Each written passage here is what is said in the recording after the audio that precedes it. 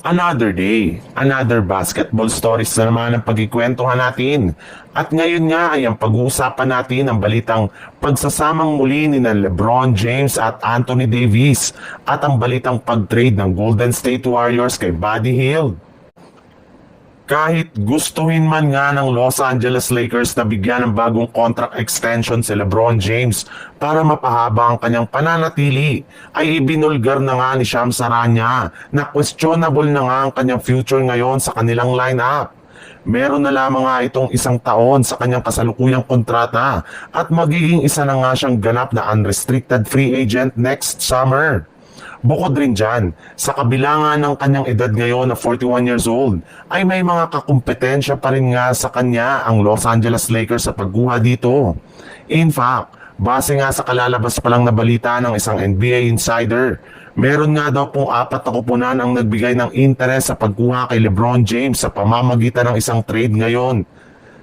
na kinabibilangan Miami Heat, Dallas Mavericks, Los Angeles Clippers at higit sa lahat ang Golden State Warriors na ilang beses na nga daw tumawag sa Lakers patungkol sa trade ng kanilang veteran superstar.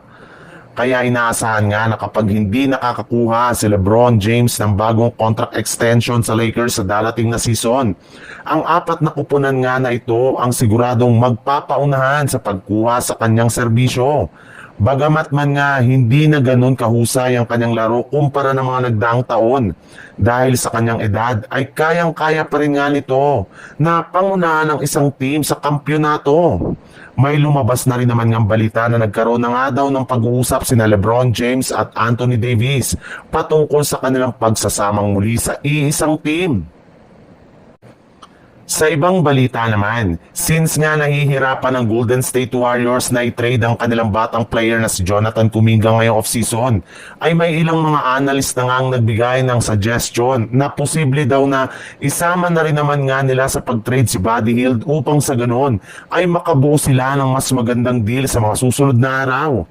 Dahil rin dyan, ay may ilang mga trade scenario na rin naman nga ang nagsilabasa ng mga nagdaang araw sa social media kung saan gagamitin nga nila si Hield at Kuminga para makakuha sila ng mas magagaling na mga bagong manlalaro na makakatulong kina Stephen Curry at Jimmy Butler.